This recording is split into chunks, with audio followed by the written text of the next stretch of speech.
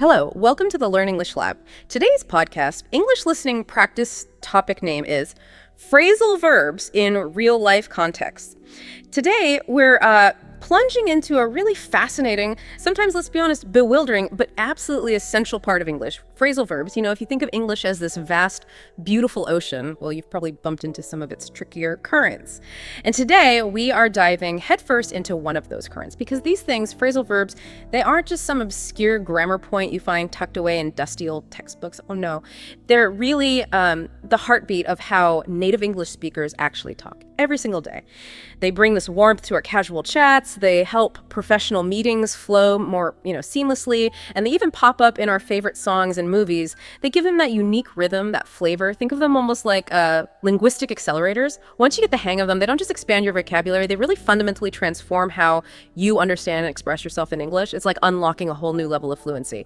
So our mission in this deep dive, it's to pull back the curtain on phrasal verbs. We want to show you just how widespread they are, how they appear in pretty much every corner of daily life, and maybe most importantly, we want to equip you with practical, actual strategies you can use to master them.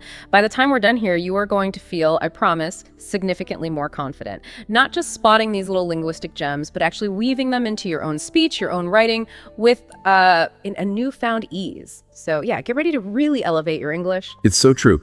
Phrasal verbs really are the secret sauce of English. They're what truly distinguishes a fluent speaker, I think. They add this layer of, naturalness and nuance that, simpler single verbs often just can't quite capture.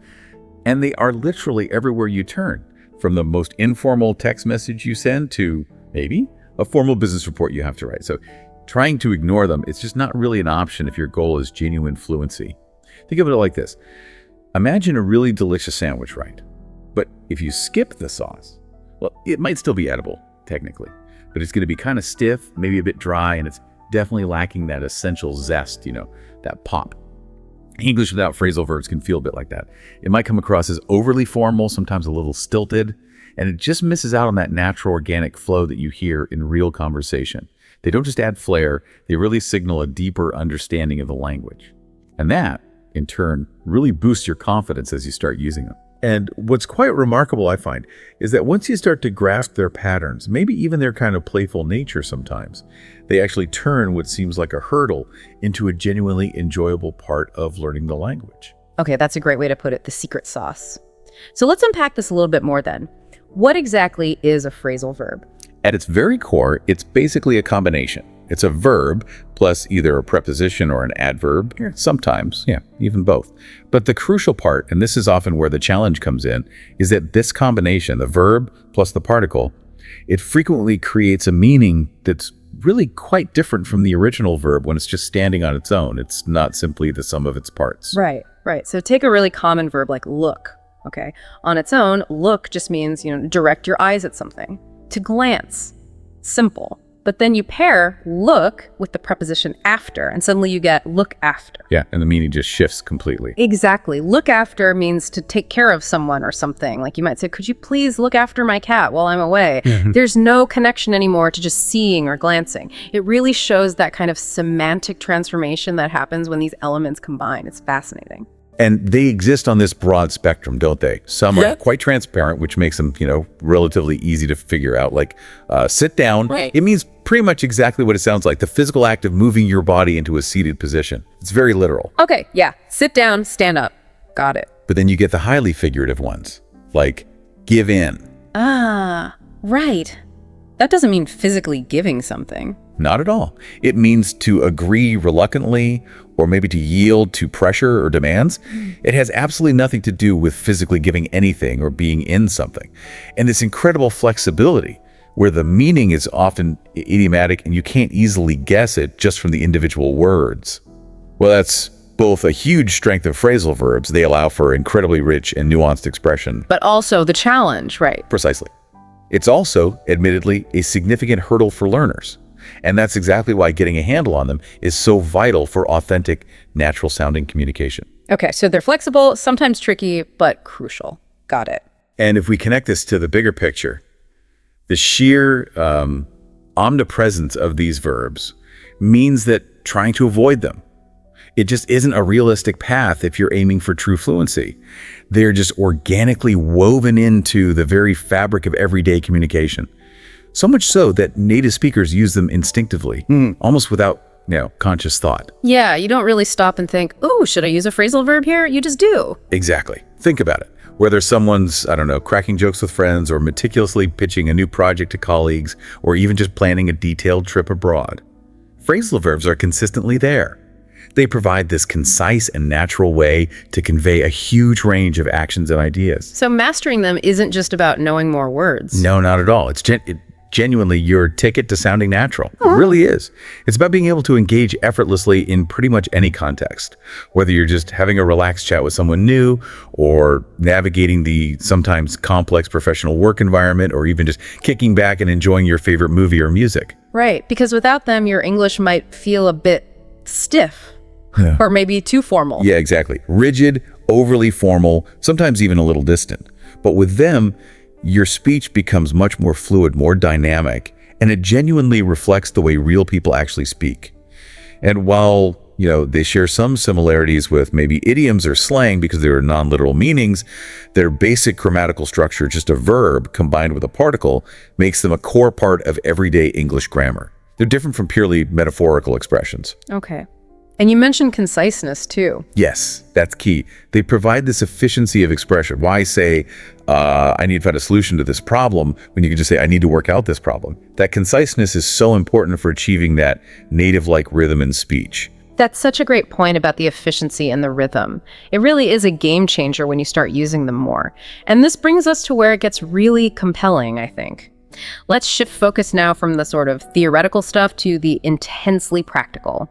Let's see how these linguistic powerhouses actually show up in, every corner of our lives. You might be surprised just how ingrained they are in our daily interactions. And understanding this, seeing them in action, will make them much easier for you to spot and then, hopefully, use confidently yourself. Okay, first stop, everyday conversations. Let's imagine you're at your favorite coffee shop, maybe meeting up with a friend you haven't seen in ages. This kind of setting, it's where phrasal verbs aren't just common. They're pretty much essential for that warm, natural, casual flow you want in a conversation.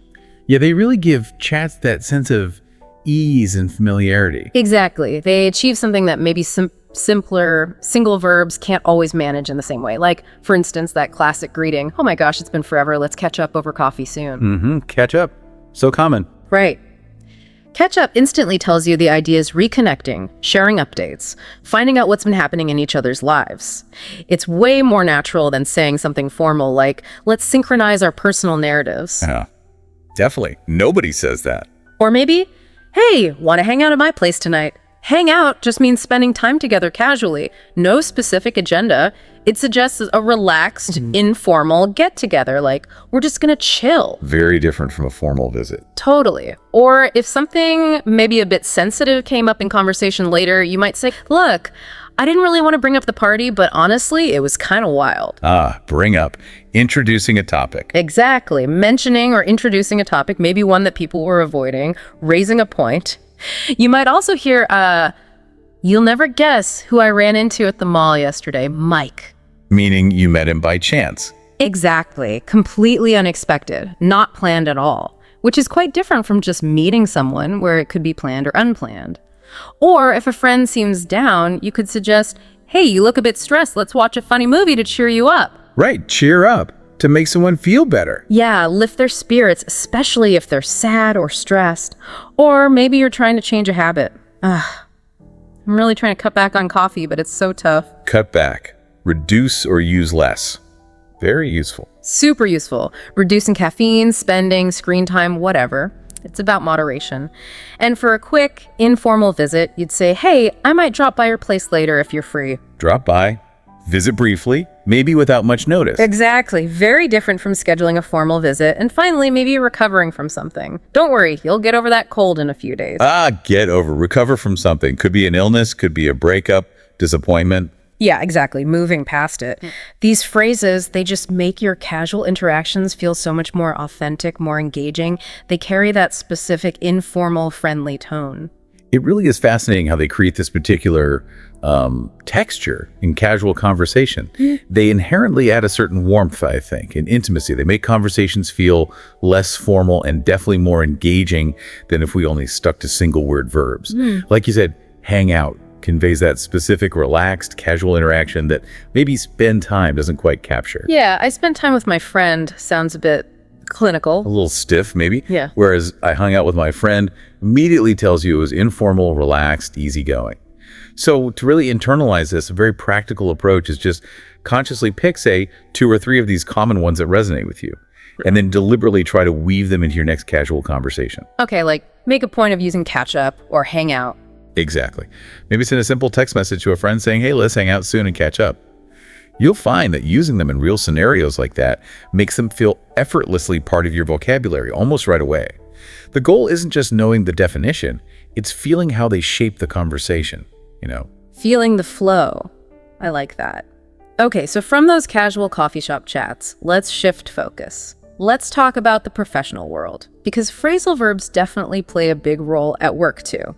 Whether you're navigating a Zoom meeting, or maybe drafting an important email, or managing a complex project, these verbs aren't just for your friends. They can actually help you sound confident, collaborative, and approachable in a professional context. They often provide a more dynamic, maybe less stuffy alternative to some of the more formal, Latin-rooted verbs. Right, they can make things sound a bit more direct, perhaps. Yeah. For example, if a client raises a concern, you might say, okay, thanks for letting me know. I'll look into the client's complaint right away and report back. Look into, investigate, or research. Sounds proactive. It does, doesn't it? It suggests a proactive, diligent investigation. It conveys commitment to finding a solution, maybe more so than just saying, I will investigate. Or after a meeting, you might hear, okay, great discussion. Can you follow up with the marketing team on the project timeline? Follow up, check in, take further action, keep things moving. Exactly. It's about maintaining momentum, ensuring accountability. Very common in project management. Sometimes, of course, things get delayed. You might hear, look, team, we really can't put off this deadline any longer. We need to deliver. Put off, delay, or postpone often implies a bit more urgency than just postpone. Yeah, I think so too. It feels like we shouldn't be doing this. In a team setting, maybe someone's overloaded, you could offer, hey, don't worry, I'll take over the presentation prep if you're swamped. Take over, assume responsibility. Shows teamwork. Definitely. It shows willingness to help, maybe even leadership. And for problem solving, a classic is, okay, let's work out a plan that actually fits the budget. Work out, resolve, figure out, find the solution. Often implies collaboration. Yes, it feels collaborative, like you're creating or refining something together, whereas maybe resolve sounds a bit more final or unilateral. Before a big decision, you'd probably want to run this idea by the boss before we proceed. Run something by someone. Check for approval or feedback. Usually informal. Right, like a quick check-in. Really critical in professional communication. To organize something new, you'd ask, could you set up a meeting for next week to discuss this? Set up. Arrange or organize, like setting up a system or an event. Exactly. And finally, when concluding a meeting or discussion, okay, great points, everyone. Let's wrap up this discussion now, and I'll send out the note. Wrap up, finish or conclude. Nice and efficient. Yeah. These phrasal verbs, they really help strike that important balance. You sound professional, but also maintain a conversational, approachable tone. They're direct, they're clear, very efficient for business communication. It is quite striking, isn't it, how these verbs hold such subtle power in a professional context. They allow for that conciseness and naturalness that, single verbs might lack sometimes. They often make your communication feel more efficient and definitely less stiff. Like you said, saying, I'll sort out the schedule feels maybe inherently more collaborative, perhaps even more proactive than just stating, I'll organize the schedule. Even though both are perfectly okay professionally. Exactly. Both are fine. But the phrasal verb adds that little nuance, maybe, of taking care of something. A highly effective way to practice these is just by incorporating them into your daily professional emails. You could try writing something simple like, just confirming I'll look into the issue you raised and follow up with an update by tomorrow. Okay, so use them in writing too. Definitely. Just remember, always be mindful of the formality level. While work out or look into are generally perfectly fine in most business settings, you'd certainly want to avoid overly casual options like, say, mess up when you're communicating with your supervisor or important clients. Right. Probably don't email the CEO saying you messed up. Probably not. Always consider your audience in this specific context. That's key. Good advice. Okay, let's move on to something maybe a bit more fun. Pop culture. Phrasal verbs are absolutely everywhere, in your favorite songs, movies, TV shows, and they're a huge reason why these forms of entertainment feel so relatable and, well, punchy. They often capture complex emotional situations or action-packed scenarios in a really concise, impactful way that just resonates with audiences. Yeah, they're like linguistic shortcuts to emotion or action. Totally. Think of the literally countless songs you've heard about relationships ending. You always hear lines like, "We broke up and I'm trying to move on." Breakup, a classic, and a romantic relationship. It's a total staple in pop lyrics. It conveys that clear, universal experience with a directness that something like, "We terminated our relationship," just completely lacks. Nobody sings that. Thankfully. Or imagine a dramatic movie scene. A character might be offering encouragement to someone trapped, saying, "Just hang in there, help is coming." Hang in there. Stay strong. Persevere. Great idiom and a phrasal verb. Exactly. It's a powerful message of resilience, but conveyed with warmth and urgency. In mystery shows, the detectives, they're constantly trying to figure out the motive or figure out who did it. Figure out, solve, understand, find the answer implies mental effort. Yes, like putting pieces of a puzzle together. And in those thrilling heist movies, you'll undoubtedly hear lines like, "Quick, we need to get away before the cops show up." Get away, escape, often implies avoiding capture. Urgent. Definitely conveys urgency and stealth. Then you have party scenes or maybe upbeat pop anthems. Someone might excitedly shout, "All right, everyone, let's turn up tonight." Turn up, get excited, increase energy, make the party lively. Yeah, raising the intensity, having a wild time. And then unfortunately, in many dramas, friends might fall out over some silly misunderstanding. Fall out, have a disagreement, stop being friends, captures that breakdown. Yeah, it captures the emotional breakdown of a bond. So next time you're streaming something on Netflix or just jamming to Spotify, make an active effort. Keep an ear out for these. They are like a literal goldmine for understanding how native speakers naturally weave these verbs into everyday stories and dramatic narratives. Pop culture really does offer a living language lesson, doesn't it? It's not just passive entertainment. It's this immersive environment where you can observe and really internalize how natives naturally integrate these verbs into meaningful contexts.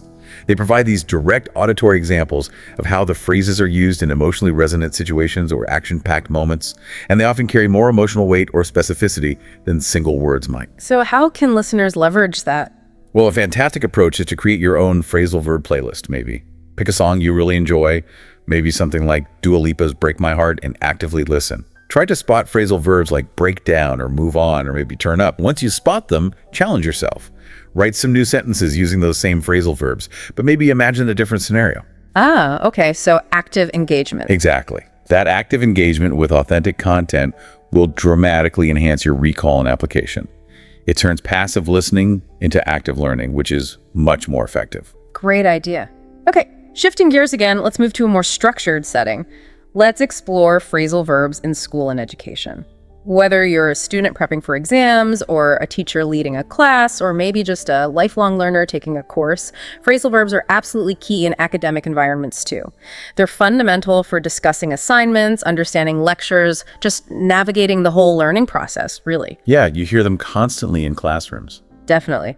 For instance, a teacher will almost certainly say something like, "Okay, class, don't forget to hand in your essays by Friday afternoon." Hand in, submit, turn in. Standard academic term. It's the standard, most natural way to say it. Much more common than just submit in everyday classroom talk. Before a test, a teacher might suggest, "All right, let's quickly go over the homework answers from last night." Go over, review, discuss in detail, often for clarification or prep. Yeah, making sure everyone understands. If someone's a really quick learner, you might comment, "Wow, she picked up French so fast when she joined the class." Pick up. Learn or acquire, often quickly or informally through exposure. Right. Maybe not through intense formal instruction, but just by being in the environment. On the other hand, sadly, sometimes students leave their studies early. Yeah, he dropped out of college after the first year to pursue his startup idea. Drop out. Quit or leave a course or institution without finishing. Very specific. Very specific academic action. If a concept is proving difficult, a student might say, "Ugh, it took me ages to finally catch on to calculus. It just didn't click at first." Catch on. understand or grasp, especially after some initial difficulty, that aha moment. Exactly, that aha moment. Before an important assessment, you might think to yourself, okay, I really need to brush up on my grammar rules before the exam tomorrow. Brush up. Refresh or improve existing skills, usually after not using them for a while. Quick review. Yeah, getting rid of the cobwebs. During lectures, it's always wise advice to make sure you write down the key points the professor mentions. Write down. Note. Record information in writing. Much more common than just record here. Much more common. And for managing the workload, a teacher might advise it's really important to try and keep up with the weekly reading assignments. Keep up. Stay on pace. Maintain the required progress. Don't fall behind. Exactly. Don't fall behind. These are particularly helpful, I think, for learners who are in classrooms where English is the main language of instruction. Using these phrasal verbs is often the most natural and expected way to talk about these academic actions. It's definitely worth considering for learners, especially as you say those in maybe ESL programs or international educational settings, why these specific phrasal verbs are so essential. They're not just common, they're often the most natural, the most idiomatic, and frankly, the expected way to express these academic actions and concepts. So using them helps you fit in linguistically. Precisely. Using them allows you to communicate effectively and just seamlessly within that educational context. It demonstrates a deeper understanding of the linguistic norms of that environment.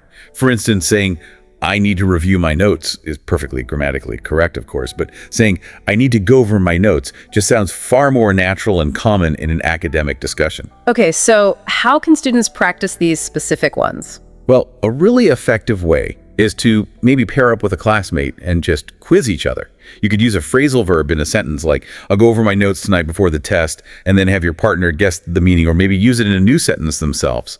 That active recall and peer interaction really solidifies your understanding much more effectively than just trying to memorize a list passively. Makes sense. Practice makes perfect. Okay, now let's talk travel. When you travel, you step into what I sometimes like to call a phrasal verb paradise. I like that. Seriously, these verbs are absolutely essential for everything. Booking your accommodation, exploring a new city, and crucially, chatting with locals or other travelers. They just streamline your communication, and honestly, they make you sound like a much more experienced globetrotter. Yeah, less like a tourist reading a phrase book. Exactly. Consider arriving at your accommodation. Hi, we need to check in, please. The reservation is under Smith. Check in. Register. Arrive formally. Standard for hotels, airports. Right. It's that specific action of formally starting your stay or your journey. When embarking on an adventure, you might text your friends back home. Exciting news! We set off for Paris at dawn this morning. Set off. Begin a journey or trip. Sounds active, enthusiastic. It does. Once you've arrived somewhere, you'll definitely want to know how to say, get around London easily. Is the tube the best way? Get around. Move or travel within a place. Navigating. Yeah, indicating ease of navigation or just finding your way. For more casual exploration, you might suggest, hey, let's just look around the market for a bit before we grab lunch. Look around. Explore. Browse. Wander without a specific goal. Just curiosity. Exactly. And if you're a curious traveler who picks things up easily, you might mention later, oh yeah, I actually picked up some basic Spanish while I was traveling in Mexico last year. Pick up again. But here, meaning learn informally through immersion. Right, not formal study, just absorbing it. Super common for travelers. When living, you might ask your taxi driver, could you drop me off at Terminal 3, please? Drop off. Leave someone at a specific location, usually by car. Convenience. Yeah. Sometimes, unfortunately, plans get disrupted. Our flight was held up for 2 hours because of bad weather. Hold up. Delay something. A common travel frustration. Tell me about it. And for recommendations, you definitely say something like, oh, you have to check out that little cafe we found in Rome. It's absolutely amazing. Check out. Visit or try something interesting or recommended. A must-see, must-try. Exactly. These phrases just allow you to navigate all these travel situations with a much more natural ease. Whether you're asking for directions, sharing your travel stories, or just making plans, they add that layer of sort of colloquial charm to your travel tales. It is quite fascinating how these concise phrases instantly allow you to sound, like a seasoned traveler, someone who's comfortable and competent navigating different environments.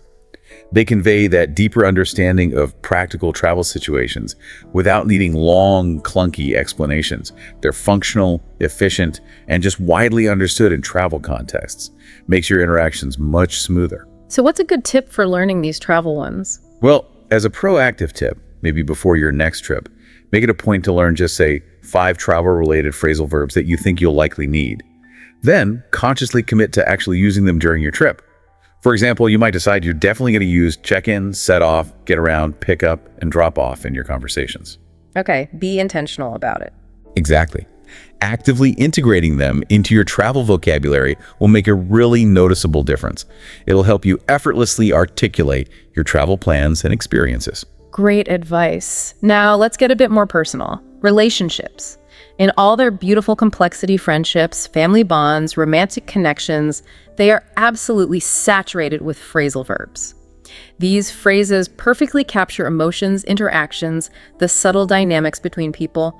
They provide this rich tapestry for expressing the nuances of human connection with real precision and emotional depth. Yeah, they carry a lot of emotional weight often. They really do. For instance, talking about friendships, you might happily say, "Oh, I get along great with my new roommate. We have so much in common." Get along, have a good, harmonious relationship, compatibility. Yeah, indicates things are smooth, no friction. After maybe a disagreement, it's always a relief when, yeah, they argued last night, but they made up this morning, thankfully. Make up. Reconcile after a fight. Resolve differences. Yeah, restore the relationship. On the romantic front, unfortunately, sometimes things end. Did you hear Sarah and Tom broke up after 3 years together? Break up again. Ending a romantic relationship. Very direct. Very common, very direct way to describe that difficult event. For deeper connection, you often hope someone will feel comfortable enough to open up about their feelings. Open up. Share emotions, thoughts, personal info. Implies vulnerability, trust. Exactly. Signifies a deepening of the relationship. And then there's that delightful moment when, honestly, I think I fell for him the moment we met. Fall for. Develop romantic feelings, often quickly. Yeah. Enchantment. Yes, that sense of enchantment. The versatile hangout can also carry a bit of a romantic undertone sometimes, right? Like, we've been hanging out a lot lately. Are we actually dating? Yeah, context is key there. Still means spending time together, but can imply developing interest. Exactly. Checking the relationship status. Sometimes we worry about disappointing people we care about. Oh, I really don't want to let her down on her birthday. I need to get the perfect gift. Let down. Disappoint someone. Fail expectations. Breach of trust, almost. Yeah, highlights that potential breach. And for unwavering support, you might declare to a friend or partner, "Don't worry, I'll always stand by you no matter what happens." Stand by. Support. Stay loyal, especially in tough times. Real commitment. Yeah, profound commitment. These phrasal verbs, they just add such deep emotional layers to conversations about love or friendship. They make them perfect for those heartfelt, meaningful chats where getting the feeling right is really key. It's quite remarkable, really, how these relationship-focused phrasal verbs are absolutely crucial because they allow for such nuanced expression of really complex human interactions and emotions. They go beyond just simple descriptions of actions. They delve into the feelings, the states of being within relationships, and that makes your conversations potentially much more empathetic and profound. So they help you connect better emotionally. I think so. For example, saying, "I reconciled with my friend," is technically correct, sure, but saying "I made up with my friend" carries this sense of warmth, maybe a mutual effort to mend the relationship, that the single verb kind of misses. Okay, that makes sense. So a practical tip for these. For a compelling tip here, maybe try writing a short letter, or even just a text message to a friend or a loved one, and consciously use, say, 3 to 5 of these relationship-oriented phrasal verbs. For example, you could write something like, "Hey, I'm so glad we get along so well and we can always open up to each other even when things get tough. Just wanted you to know I'll always stand by you." Putting it into practice in a meaningful way. Exactly. That active application helps you integrate them into your emotional vocabulary. It makes your heartfelt messages feel and sound more authentic. Nice. Okay, let's shift to a context that pretty much touches everyone's daily life now. Phrasal verbs in technology. In our increasingly tech-driven world, phrasal verbs are incredibly prevalent. When we talk about gadgets, apps, our online lives, They're everywhere. They're kind of the shorthand we use for interacting with our digital devices and services. And often, they're simply the most natural way to describe technological actions. Yeah, tech language adopted them very quickly. Totally. For example, a fundamental action. Or, I can't log into my email account, I forgot the password again. Or, conversely, okay, don't forget to log out of your bank account when you're done. Log in, log out. Access or exit a system. Standard terms. Absolutely standard. When you get some new tech, you'll likely tell someone, oh, great, I just finished setting up my new laptop. It took ages. Set up, configure, prepare, install. The initial preparation. Right. A really crucial habit in this digital age is to always back up your important files before you install a major update. Backup. Save a copy of data. Essential for security. Universal phrase for data security. When your device dies, you might desperately ask, quick, can you plug in the charger for me? My phone's about to die. Plug in. Connect to power or another device. Simple but vital. So vital. A common frustration is when, oh no, my phone ran out of battery right in the middle of that important call. Run out. Use up, deplete a supply, often unexpectedly. Battery data. Yeah, always at the worst time.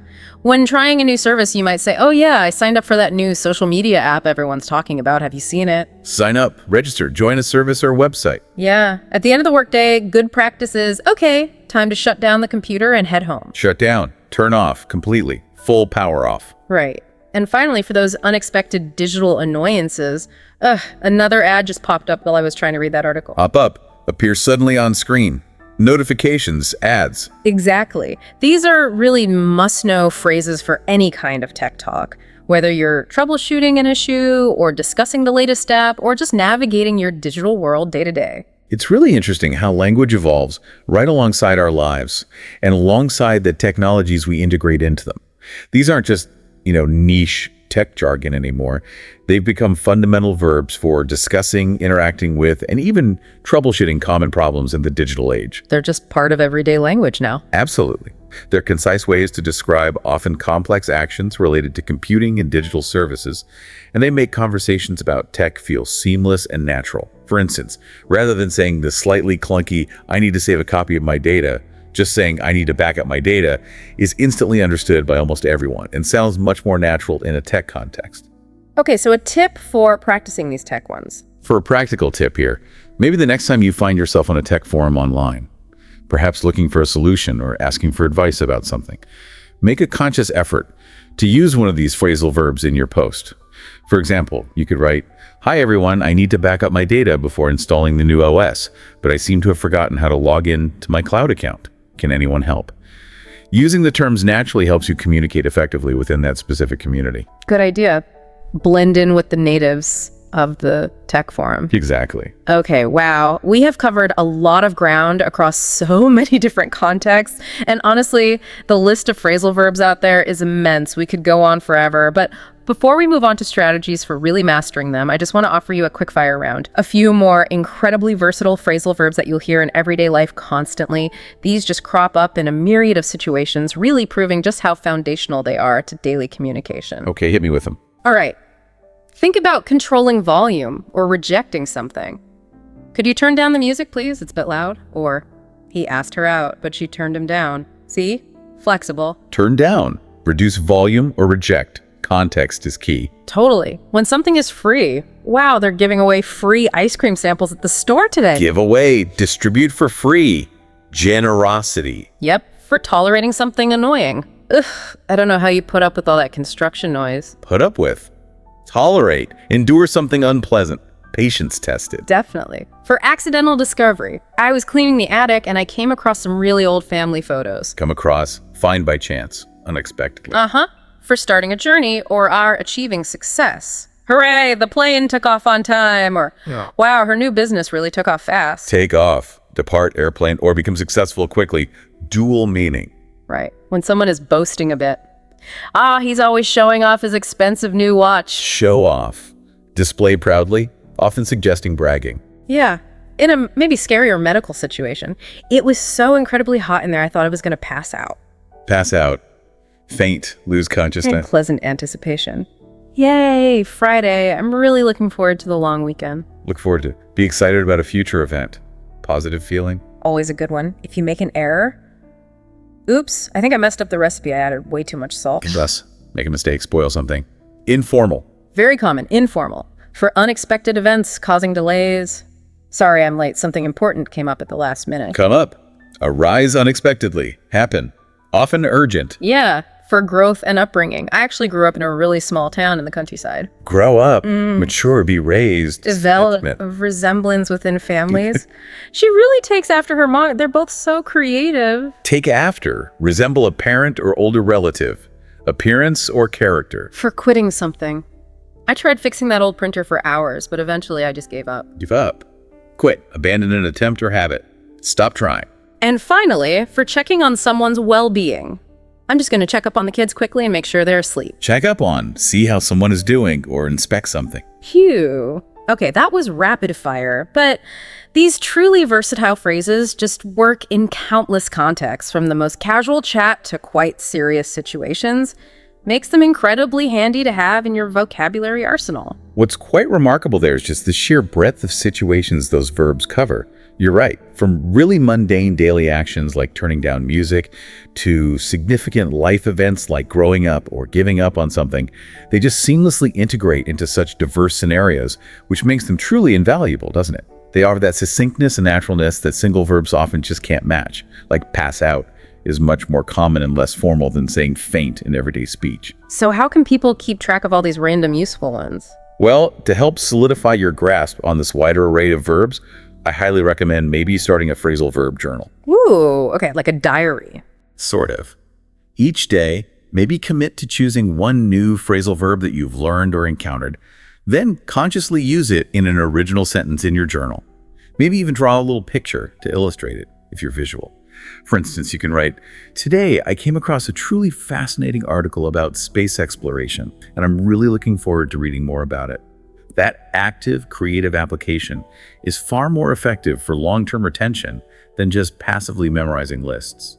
I love that idea of the phrasal verb journal. Okay, so we've just seen how absolutely prevalent phrasal verbs are. They pop up across so many aspects of our lives. But the big question remains, what does this all mean for you, the listener? You might be sitting there thinking, okay, I get it, they're important, but how can I actually get a handle on this incredible linguistic tool without feeling completely, utterly overwhelmed? It's a really common and understandable concern. But the good news is, there are highly effective strategies to make them stick. Absolutely. It's definitely manageable if you approach it strategically. All right, let's dive into some of those top strategies then. For truly mastering phrasal verbs, moving beyond just recognizing them to actually using them confidently and naturally. Okay. The first strategy, and I think perhaps the most crucial one, is learn them in context. So not just memorizing lists from a book. Exactly. Simply memorizing long lists of phrasal verbs and their definitions is largely insufficient, and frankly, often pretty ineffective for achieving true mastery. Instead, you need to immerse yourself in authentic English content. Watch those YouTube vlogs you enjoy. Scroll through social media feeds where people chat naturally. Listen to other podcasts like this one that feature native speakers talking. Pay really close attention to how they use phrasal verbs naturally within sentences, within conversations. This lets you understand not just the basic definition, but the nuance, the situational appropriateness, maybe the emotional tone that comes with each phrase. So you get the feel for it. Precisely. You begin to intuitively grasp when and where to deploy them. And that makes your usage feel genuinely natural, not forced, or like you just looked it up. Okay, context is king. What's next? Secondly, a really powerful technique is to try and group them by particle. By the little word at the end, like up or out. Exactly. Many phrasal verbs that share the same particle, the preposition or adverb, often share a kind of common conceptual theme. It's not a perfect rule, but it's a helpful pattern. For example, the particle up very frequently implies ideas like completion or increase, or even emergence. Think about clean up, completing the cleaning, speed up, increasing speed, or show up, or come up, meaning to appear or emerge. Okay, yeah, I can see that pattern. And conversely, the particle out often signifies ideas like leaving or removal, or maybe spreading information like move out, leaving a home, hand out, distributing things widely, or figure out, kind of extracting a solution or understanding. Right, or find out. Exactly. Recognizing these patterns can provide a really valuable mental shortcut. It can help you predict meanings sometimes, and it just makes the learning process feel less daunting and a bit more logical. Grouping by particle. Got it. What else? Thirdly, Practice with stories. Active creation is always far more effective for deep learning than just passive consumption. So actually using them, not just reading them. Yes. Challenge yourself. Write a short paragraph, maybe just about your day or a little fictional scenario, and specifically aim to use a certain number of phrasal verbs you're trying to learn, say 5 to 10 of them. This forces you to really engage with the meaning and actively integrate them into a coherent narrative. For example, you might write, "This morning I had to wake up early to work out. Later I ran into an old friend, so we decided to catch up. We ended up hanging out all afternoon, even though I had to put off doing my chores." Okay. Making it part of a story makes it stick better. Definitely. Yeah. That creative application strengthens your recall and helps you produce them more naturally later on. It builds those neural pathways for active use. Makes sense. What's tip number 4? Our fourth tip is to use flashcards effectively. Now, I know we said don't just memorize lists, but flashcards can be useful if done right. Digital flashcard apps like Anki or Quizlet are incredibly effective tools, specifically for drilling meanings and example sentences. The beauty of these apps is often their spaced repetition algorithms. Right. They show you the hard ones more often. Exactly. They intelligently schedule reviews based on how well you remember things, ensuring you revisit the tricky verbs more frequently until they stick. But when you create your flashcards, don't just put phrasal verb equal definition. That's not enough context. Instead, put the phrasal verb on one side, and on the other side, put a full example sentence showing it used naturally in context. Maybe even add an image if that helps you, and perhaps make a little note if it's separable or inseparable. We'll talk about that later. Okay, context on the flashcard too. Good tip. And the last strategy. And finally, strategy number 5 is to mimic natives. This involves really active listening, followed by repetition. Like shadowing. It's exactly like shadowing. Choose a sitcom or a TV show with lots of natural, everyday dialogue. Maybe something like The Office or Friends or a modern equivalent. Pay super close attention to how the characters use phrasal verbs. But don't just listen passively. Pause the show. Repeat the lines exactly as they are spoken. Focus not just on the words, but try to copy the intonation, the rhythm, even the emotional delivery. So you're practicing the sound and the usage together. Precisely. This helps you internalize not only the correct usage, but also the natural flow and tone that goes with these verbs. It makes your own speech sound much more authentic and less like you're mentally translating from your first language. That's all incredibly helpful advice. 5 great strategies. Context, grouping, stories, flashcards done right, and mimicking. Now, while mastering these is super rewarding, as we've hinted, they do have some tricky aspects, so it's equally important to be aware of some common pitfalls to watch out for. Knowing these common mistakes can save you from potential misunderstandings or maybe some awkward moments, and just make your journey to fluency a bit smoother. Yeah, definitely worth flagging a few potential traps. A really significant pitfall is confusing the literal versus figurative meanings. Many phrasal verbs have multiple meanings, and sometimes one meaning can be very literal, while another is highly idiomatic or figurative. Right, like your run over example earlier. Exactly. Run over is perfect. It can literally mean to hit something with a car. Oh no, the delivery truck accidentally ran over my mailbox. That's a physical, concrete action. But it can also figuratively mean to review something quickly. Okay, team, let's just quickly run over the main points one more time before the client arrives. Completely different meaning. And you need the context to tell which is which. Absolutely. Context is paramount here. You have to look at the surrounding words, listen to the tone, consider the overall situation to correctly interpret which meaning is intended. Misinterpreting this can lead to, well, vastly different understandings and potentially some embarrassing moments. Okay, literal versus figurative. Big one. What's another pitfall? Another crucial distinction to be aware of is between separable and inseparable phrasal verbs. Ah, okay. This sounds grammatical. It is. It refers to whether the object of the verb, the noun or pronoun, can be placed between the verb and its particle, or if it must always follow the particle. Okay, can you give an example? Sure. Take turn on. It's separable. You can say turn on the light, or you can say turn the light on. Both are correct. And crucially, if the object is a pronoun like it or them, it must go in the middle. Turn it on. You cannot say turn on it. Okay, so pronoun forces separation for separable verbs. Correct. But now consider look after, meaning to take care of. This one is inseparable. You must say, I need to look after the kids. You can never say, I need to look the kids after. Right, that sounds really weird. It does. And with the pronoun, it still follows. I need to look after them. You wouldn't say look them after. Now, while the rules for determining which verbs are which can be complex and honestly require practice and exposure, simply being aware that this distinction exists is a huge step. Actively pay attention to patterns you see and hear, and it will help you avoid some common grammatical errors that can make your speech sound unnatural. Separable versus inseparable. Got it. Need to watch out for that. What else? Formality is another important consideration that learners sometimes overlook. Right. Using slang with the boss is probably not a good idea. Exactly.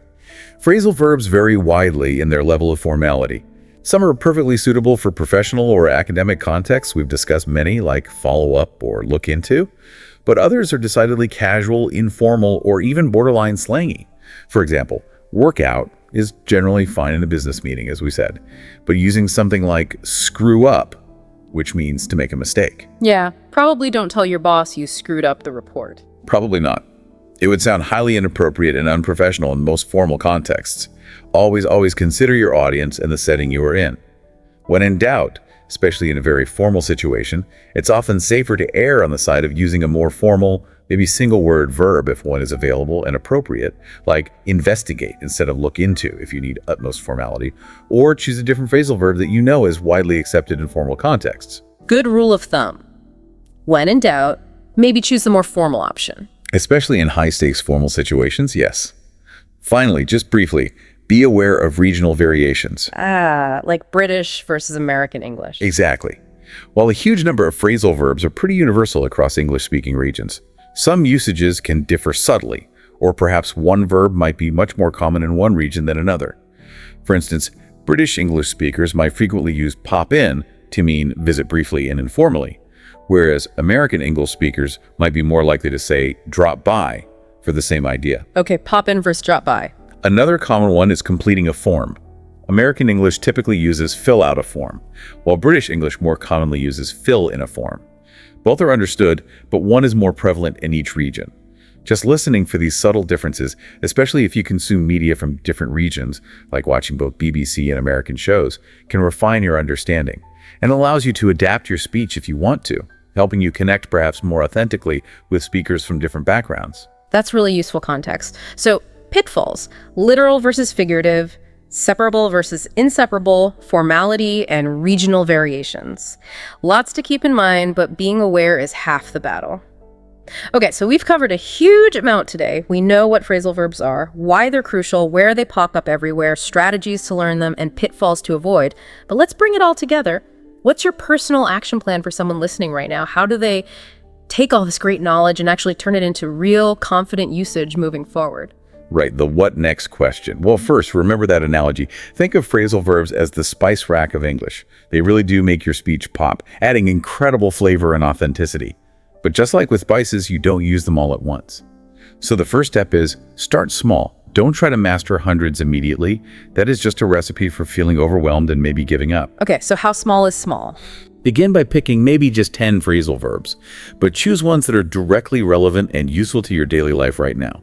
For example, if you socialize a lot with English-speaking friends, maybe focus on verbs like catch up, hang out, get along, make up. If your work involves lots of meetings and projects, prioritize things like set up, follow up, look into, wrap up. The absolute key is choosing verbs that are immediately useful for your specific communication needs. That makes practicing them feel relevant and rewarding. Makes sense. Tailor it to your life. Step 2. Secondly, consistency is paramount. Learning these isn't a one-off task. Make a conscious effort to use your chosen phrasal verbs daily, or as often as possible. Actively listen for them everywhere in conversations you overhear, in podcasts you listen to, on TV shows, in movies, online. The more you expose yourself to them and actively attempt to produce them yourself, the more natural and automatic they will become. And don't worry about mistakes. Absolutely crucial. Don't stress about making mistakes. They are an absolutely natural and frankly essential part of the learning journey for everyone. View each misstep not as a failure, but as a learning opportunity, a chance to refine your understanding. Embrace the process. Okay, consistency and a growth mindset. What else? To really accelerate your progress, incorporate some of those specific, maybe even fun activities into your routine. We mentioned a few. Dedicate some time specifically to watching a movie or a TV episode with the goal of actively jotting down every phrasal verb you hear. Then maybe look up their nuances later. Or challenge yourself to write that diary entry or journal entry we talked about, specifically aiming to include maybe 10 or more phrasal verbs you've been working on. Even better, if possible, join an English-speaking group. This could be online, maybe a conversation club, or an in-person group if you have access. This provides a safe, supportive space for real-time practice. Where you can actually try them out in spontaneous conversation. Exactly. You can experiment with using these verbs spontaneously and often get immediate, gentle feedback.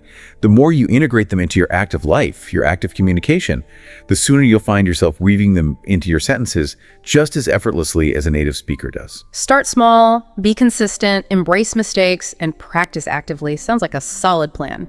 Well, you have just completed a very deep dive into the incredible, sometimes complex, but ultimately rewarding world of phrasal verbs. The core takeaway here, I hope, is really clear. These aren't just some tricky grammatical hurdle you have to clear. They are an absolutely essential, dynamic element of English that will truly elevate your communication to a much more natural, more expressive, and more authentic level. They are pretty unequivocally your key to sounding truly fluent and genuinely confident when you speak or write English. By embracing them, you're not just learning more words, you're really unlocking a deeper connection to the rhythm and, dare I say, the soul of the English language itself. Beautifully put. And this whole exploration, for me at least, it really makes you wonder, doesn't it? What other seemingly small or maybe nuanced elements of language hold such immense power? Power in shaping how we communicate, and maybe even power in shaping how we perceive and interact with the world around us. The journey of language learning is always one of continuous discovery, I think. There's always more to explore in the subtle, fascinating power of words and how we combine them. So my final thought is just keep that curiosity burning, keep exploring. Fantastic final thought. Thank you so much for joining us on this deep dive today. We sincerely hope you feel much more empowered now to tackle phrasal verbs and really start integrating them into your everyday English. If you found this deep dive valuable, please remember to like, share, and subscribe to this YouTube channel. It really helps us out. Until next time, keep exploring, keep learning, and keep diving deep.